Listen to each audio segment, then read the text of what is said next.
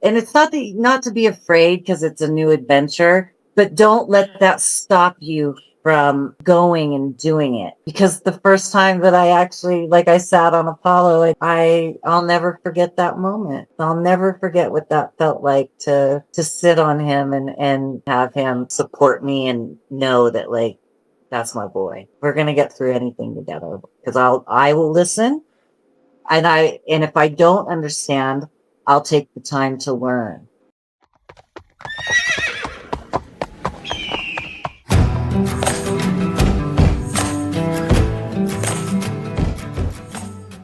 Welcome to the Senate Horse Podcast, the podcast where we elevate the horse-human connection. I'm your host, Julia Williamson, and in each episode we will journey deep into the heart of the equine world to uncover key elements of transformation, unity, and empowerment. From mindfulness and horsemanship to sustainable and ethical practices, the Senate Horse promises to inspire and shape the future of horse-human connections.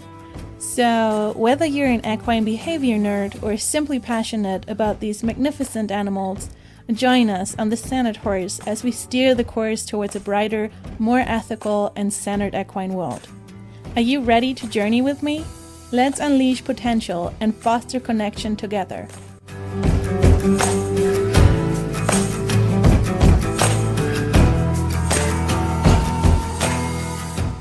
Just a short side note for this podcast episode. This is the second part to a two-part series. That way you have a better context and understanding of what we're actually talking about. It's not just part of a conversation, it's actually part of a two-part series.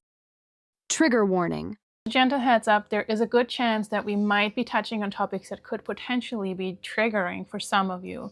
We talk about topics such as trauma, healing journeys, or challenging experiences in one's life. So make sure that you take care of yourself, and if needed, pause the episode or return to it at a later point, depending on how you feel about it. Horses and humans. And women too, you know, horses and women. There's something very just like I'm seeing all these, you know, because the year of the horse, I'm seeing so much about people talking and now horses, and you always hear, you know, when I was a little girl, all I wanted was a horse. There's something very real about that. Yeah. There's something very real about that. And so, yeah, I'm excited for this year and all the conversation that's and awareness that's going to come up around horses. I'm really excited for it. Yeah, me too. There's I don't even know how to describe it. There's so many like layers of transformation, whether it's like on a behavior level or on an emotional level, or you can even transfer everything to like looking at society and things around you. Yeah. You're like, wow, this is crazy to watch. Just transferring like everything from the horse and how they communicate with us and give us feedback to everyday life. Yeah, and they carry our history in their DNA. So they're feeling what's going on. Yeah. In the collective. They're tapped in. So that's a very real thing. Yeah. And for those of us that are sensitive beings and in tune with that, it's all this beautiful story that's unfolding, and they have a part in this. They definitely have a part in this unfolding. You know, I've done full moon ceremonies out with the horses, just me and the horses, and they will take up northeast, southwest position. Oh, wow. That is so beautiful. Yeah. They know. Yeah. For sure. I definitely, it's one of the things I haven't really talked publicly about yet, but I can tell in my horses all of the moon phases and all the energy shifts. Absolutely. I'm like, the other day I went outside and I'm like, why is everyone so like opinionated and shut off and no one wants to communicate? I'm like, what's going on? Let me check the moon calendar. I'm like, guys, okay, well, I understand now. And then absolutely. And I had an animal communicator come out, and her feedback from Apollo was, I love the moon. Oh, I love being under the moon.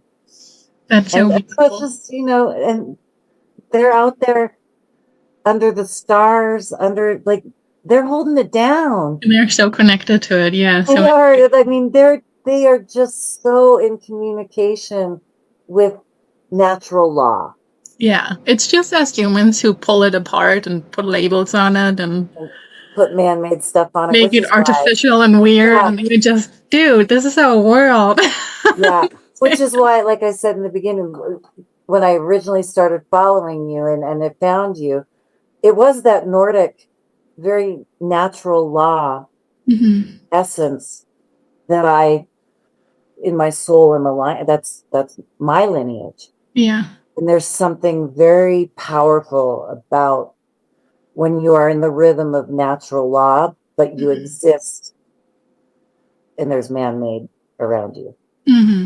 There's It's a labels and very, people trying to sell their methods to you over it, and it's like, no, yeah, you have the power in you. You can just tap into it too. You don't need to that's be right. Everything certified you in their have is name or inside of something. you. Yes. It's just the remembering. And Hmm. that's what forces the peeling back of those layers because they live in that state. Yeah. They're just saying, "Hey, lady, remember, I Yeah. see it. Let's get there. Let's you know, or even in sessions, it's like, let's get to that natural law place. Let's get because I feel it and see it in you. Hmm. But what you're transmitting isn't congruent with that. So let's peel back those layers. Let's somatically release that. I'll start licking and chewing. I'll start yawning. I'll start doing some stuff. And then you'll feel it too. And now we've made some space together and Hmm. our hearts, they're in synchronicity. And now we're opening up space. And now Mother Nature can come in and do what she's doing. And now we have an energetics that's direct connect. Hmm. Yeah. Yeah, it's so amazing. Nature is just every time I think about nature, I'm like, it's just insane how perfect it is, and how Right? rarely ever something like goes wrong or nature just Yeah. had some disformity. Often it's like human made if there's a disformity. I'm like, nature knows what it's doing. So Nature does know what she's doing. And yeah, just tapping into that is so powerful. And you know, we're blessed to be around this every day. And if I could just sprinkle that hmm, over everything, what yeah, an amazing place that would, you know, yeah. how that would be just to have that. So yeah, I'm hoping Just that, to stay true to yourself when you work with your horses. yeah.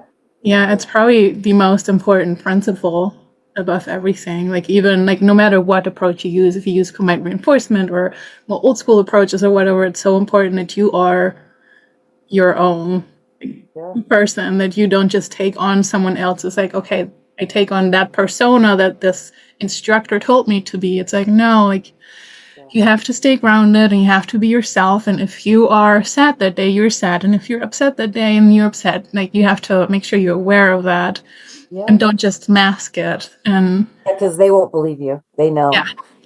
So it won't work. that's not gonna fly. And yeah, It won't work. They want yeah, your honor. They want your authenticity. it's really this.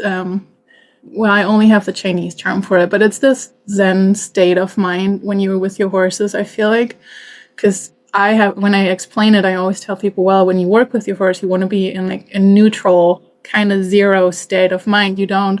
It's kind of this Buddha thought, I guess, when it's like, okay, well, emotions come through, you recognize them, but you let them go. You don't put that anger that comes through in matters of like, oh, I'm angry, so now I'm going to put the anger on my horse. It's like you recognize it and you might have to step back and change your session, but you don't take on neither the emotions that come through nor your horse. Like if your horse is upset and angry, you don't go like, wow, I'm pissed now too, and I'm going to fire that back. It's like, I see that you're upset, but I'm not going to just lash back out. You have a space here that you can just feel everything, but I'm not going to jump on your emotional train and then take off with that and then everything Yeah. explodes. And I think it's just, you know, like with humans, when I do the work I do, observe, don't absorb. You're observing, not absorbing, deep breath, coming back to that 0 point, that Yeah. neutral place. And maybe it takes you a few minutes to do it too. Mm-hmm. I wasn't expecting my sessions to go from having the saddle on Adonis to the next time him not even wanting to get near it.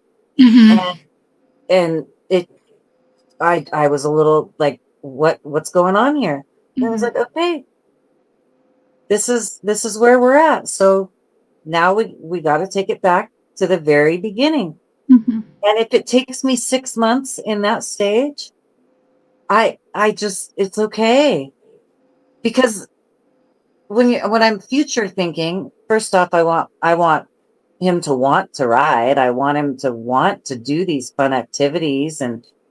So if it takes me 6 months or even longer, I'm okay with that. Mhm. But that's safety, his safety and my safety. And then future, like vet bills, like just thinking about the horses, like literally physical health. If I have a horse that can't connect left and right brain and Mhm. can't be sound in the fundamentals, there's so many variables that can go wrong. Me being in the hospital, Yeah. I that heart coherence and that connection is priceless when it comes to, he's 4.5. I've got, there's quite a life in front of us. Mhm. So for me, there's no point or fun in rushing Yeah. this, or really any stage, but because it's the training to ride stage, there's just no point in rushing this. Mhm. My horse's well-being is that I have the opposable thumbs. Yeah. Yeah. That there's certain decisions that I'm the one making those decisions because of these things. Yeah.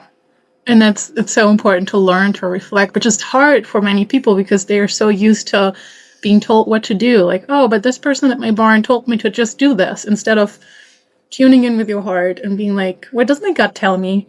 Is it a good idea to actually throw a saddle on, just send it down and like work it out? And does it feel okay with me? Do I feel like that's the right thing to do for him? Does that make my gut turn, or is that more like, well, yeah, I did the right thing?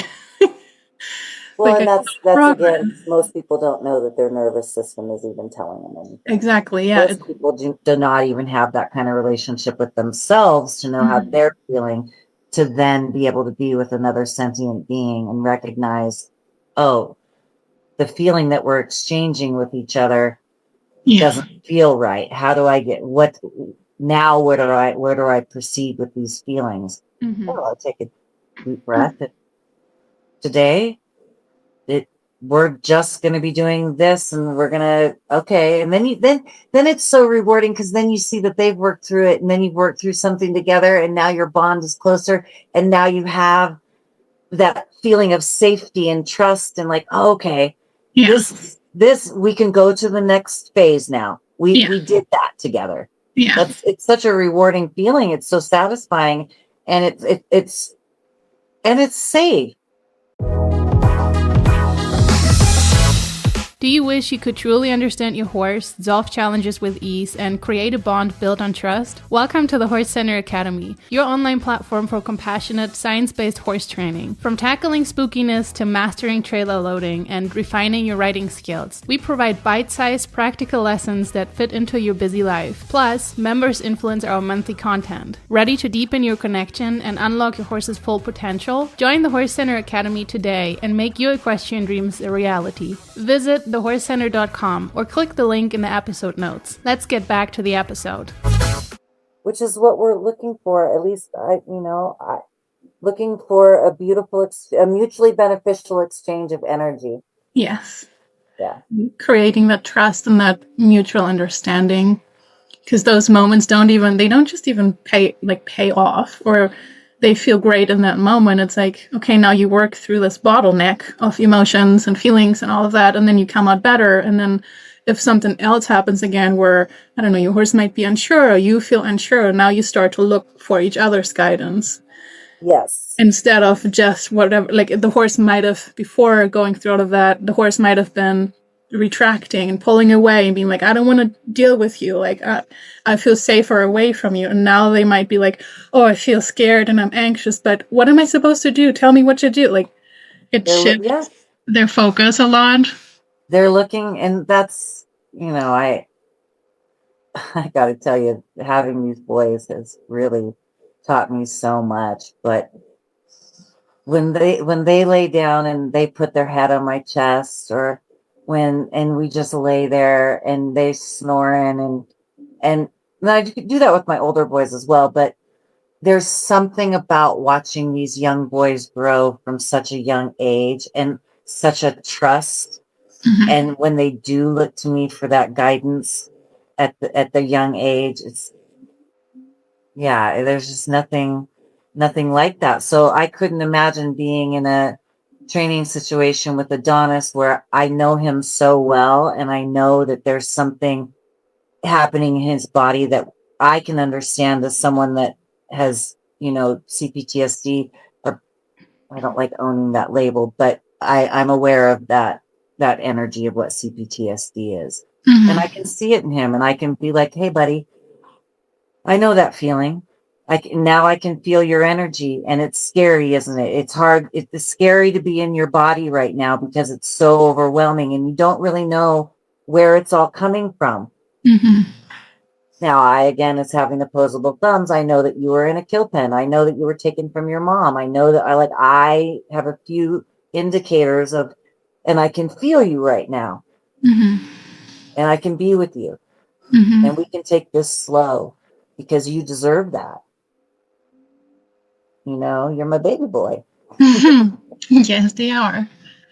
And I guess you can trickle it down to the fact that a lot of people just are disconnected from their own emotions and feelings and nervous system and such, which I often see the aftermath. So I often have people that will reach out after it escalated. So they kept ignoring their gut feeling, or something felt off in their heart, or they felt like, oh, I did the wrong thing for this horse. And then let's say the trainer or something overdoes something, the horse starts bucking and kicking and rearing, things like the horse gets really loud, something bad happens. And then afterwards, they turn to me and they're like, I feel so horrible because I saw the signs. That afterwards they start to realize, oh, like the first time he started kicking towards the sin, she was not having it. And afterwards it starts to fall into place. And that's often this breaking point where a lot of people realize, man, I should have listened to just my gut feeling. And that day when I felt like I should have spoken up against that trainer, I should have just said something, or I should have kindly asked, like, hey, can we end the session? I don't think this is going in. Like, that's what it often takes for a lot of people to get reconnected. And then they go down this entire rabbit hole, like what we are in right now, in matters of really diving in and reflecting and taking everything into consideration and opening up that door. It often takes this big hit by a 2x4, literally, to crack it open. And we're absolutely seeing that playing out. What not using your voice, we're seeing it on the world stage. What not standing in your sovereignty and using your voice and having boundaries around your energy and even knowing what a boundary is. And then we can have a mutually beneficial exchange of energy with our fellow man, other sentient beings, because we're in our sovereignty and our own authority. But so few people, and secrecy is a big thing, and authoritarianism and control, and we see it everywhere. And so new earth, new human. And so hopefully this sort of message spreads and it becomes the norm, and older ways of being just kind of gradually fade out. They phase out because they won't match the vibration of the tipping point that's here. So I do see that we're right there on that. Starting to see the building of the foundation of what's coming in that's new. Yeah. It goes through phases for sure. Because like sometimes you see a lot of like, oh, this person is doing it very similar as I'm doing it. And then oftentimes you get these waves of loud voices trying to push back. That it's very common for, new thoughts and new ways of doing stuff, that if you're like a light for someone, all of a sudden all the shadows come up. Yes, they do. Like, wait a second, we gotta tell you that this is not okay. And you try to push you back. Yeah, because change is scary and even for the system. Yeah, it's uncomfortable for many people. Yeah, and most people don't want to push themselves to the edge and expand, and a lot of people are looking outward for everything when everything that you need is in the inside. You just have to, you have to want you have to want to be curious, and you have to want to do something different. Considering that you have your two young boys, and you mentioned a couple of times that it like felt overwhelming and that you were worried and kind of like scared, not knowing like what direction to take this, and you didn't want to do it wrong. Can you share a little bit about the most empowering parts of this journey, like the moments where you really felt like you were doing the right thing or you're having breakthroughs and such? Like what's so empowering for you? Yeah. Well, I think like any great adventure, when you don't know that's part of the thrill of it, is like I'm a Sag rising, so adventure. I like that feeling of new adventures. I think the moments, like even getting, because I pushed off like even putting a saddle on them or really doing anything. Mm-hmm. I just was establishing ground training. So I remember the first time that I took them out all as a herd at Liberty, and they were all connected, and they were listen, like our energetics were just so connected, and I was like, okay, I can do this with these boys. They are growing and responding, and we're like, they're going to be okay. Mm-hmm. You know, I could see that. I think for me too, watching them grow from like Adonis grow from the first 6 months he was here to being, he was still very shy. I would water down hose him down in the summer, and he'd go running from the water. Like I just felt like he was going to be forever a scaredy cat. Yeah. And then I remember the first day that he came up and asked me to spray him. Or I remember the first day that he did certain things that I thought that he'd never grow out of, but with the patience and love and not asking anything from him. Mm-hmm. I just be a baby. And then he would come to me for certain things. And it was like, okay, I'm not failing at this. I'm just learning at this. And then I remember the first time that like they didn't have to be tied for the trimmer. Mm-hmm. Because all the times of just going and touching their feet and going very slow with that okay, they weren't the trimmer, like, because I care about my trimmer. It's my responsibility. It's not his responsibility to train him to stand for a trimming. That's me. Mm-hmm. And so I remember the first day that I felt like they weren't flunking out of trimming school, and that was a big deal. So it's those moments of just not giving up and feeling, because I was learning and I wasn't failing. I'd never taught a horse how to stand for a trim before. Mm-hmm. I'd never taught a horse how to disengage the hind end paladin. They knew all that when I got them. So it was just those little moments of having those wins where I didn't know if I'd have them, because they weren't standing for the trim when I first got them at all. They were little shits, but they didn't know. So it's been those moments in their growth, and watching them from 8 months to now 4.5, and how just I don't have children, but like you watching a child grow, and you don't necessarily have a rule book, but there are certain things that I know for manners and for safety that needed to happen. And so the feet I think the trimming is a good example of that. Mm-hmm. But that's not to have dangerous horses, but to have well-mannered. I wanted their left and right brain connecting, which is why I didn't really start doing anything till they were 4.5 with the saddle. But the groundwork has always been that. Mm-hmm. And then I started watching your videos, and I kind of knew, okay, we're here. Don't be, and it's not to be afraid because it's a new adventure, but don't let that stop you from going and doing it. Because the first time that I actually, like I sat on Apollo, and you were so lovely to send me that video, but I'll never forget that moment.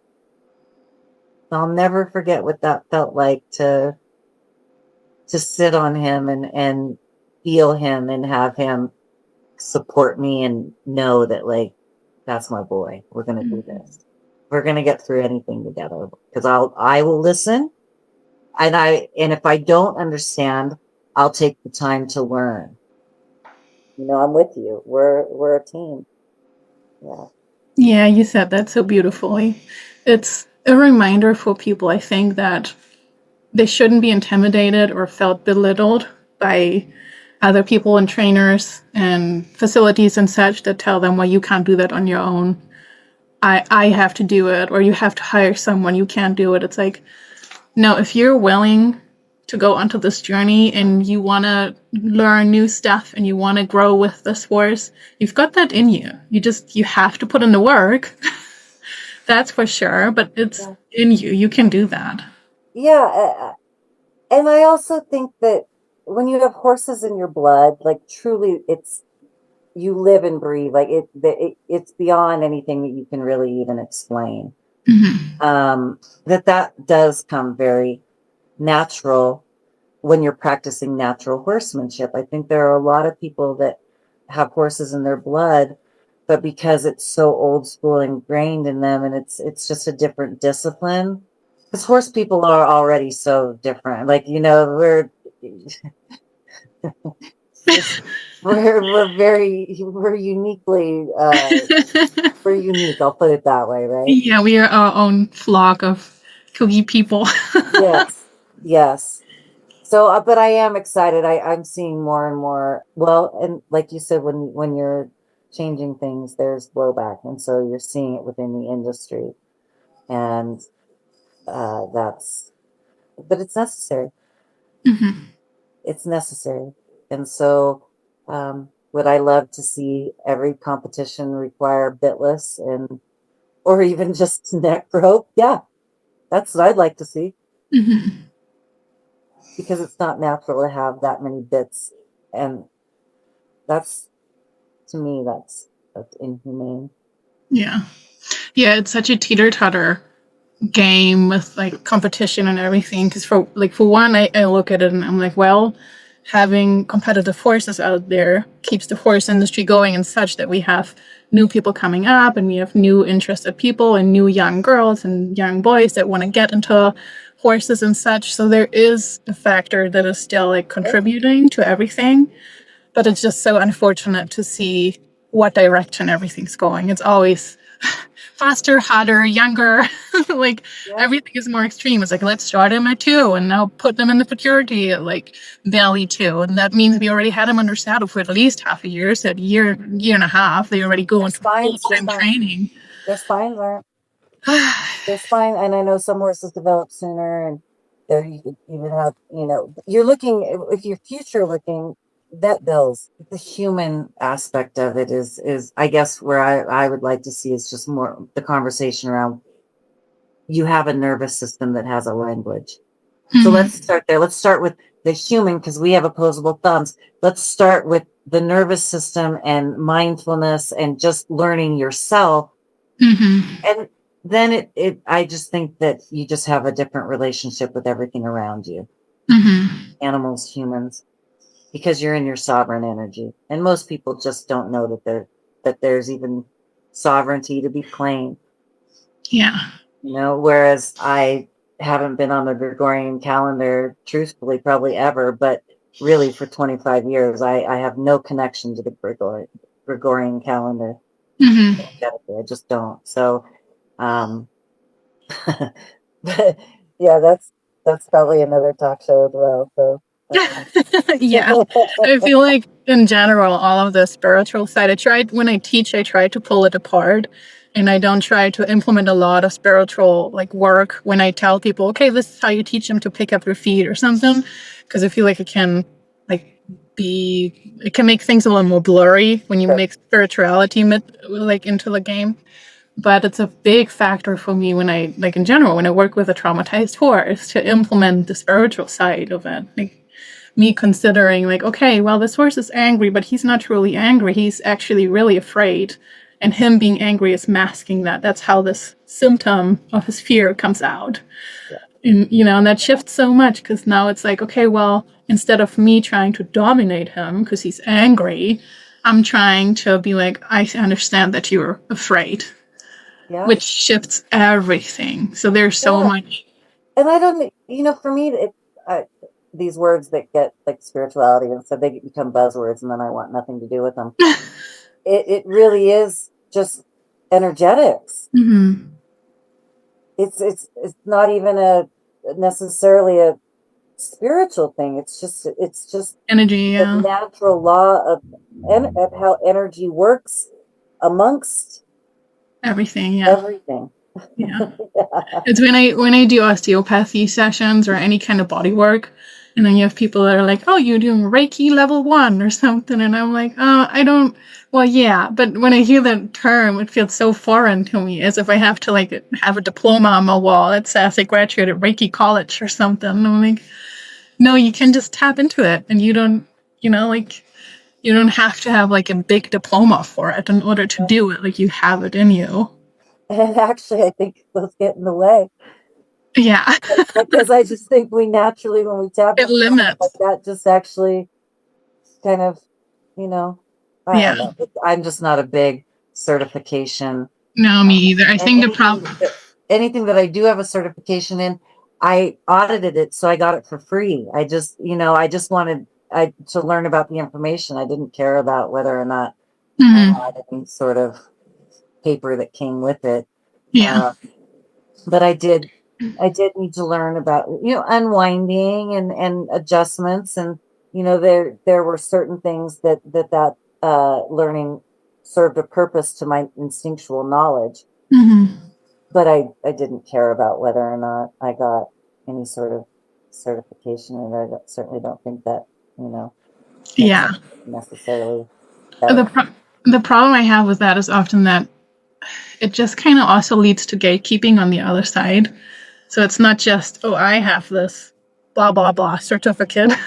It's also making the other person feel as if they can't do it, or in order to do it, they have to do X, Y, Z. It's like, no, it's most of these things you can share knowledge about and teach them about just, through doing it and showing them that. And yeah, it gatekeeps, and then it's like, it makes change even harder. Because it's like, well, now you have to pay for that to do X, Y, Z. So it holds change back. Yeah. And well, I'll set the intention. I'm certainly here with what I'm doing, that may the highest outcome for all come from the year of the horse. Mm-hmm. And may a bunch of people not run out and get horses because it's the year of the horse. Like every time a movie comes out and there's a popular puppy on it and everybody goes and gets those puppies. Let's not do that, people. Let's not do that. But to have really beautiful awareness and change come out for the highest good for all, because of the natural beauty of the relationship with man and horse. Mm-hmm. And may the highest good come out for that awareness to come out, however that's supposed to, come out into the collective. And so some really, highest good for all is what I would say for. Yeah. I feel as long as you're ready and willing to change and just kind of stay open-minded, like it doesn't mean that everything in your journey is something that you will do forever. Like I have so many things where I'm like, well, I did it, and then I figured that's not going to work for me. Yeah. So that's part of the journey too. But I feel like as long as you stay open-minded and you're willing for change to come in and to throw out old things and to unlearn knee-jerk reactions and things that you've been taught forever, when you're willing to reflect and that kind of stuff, then you're already set up, like in a good way. Like everything else usually just comes your way through the journey itself. Like once you go onto the journey, the horse tells you a lot. Like my horses have taught me everything that I know. Mm-hmm. And everything always comes to the right time.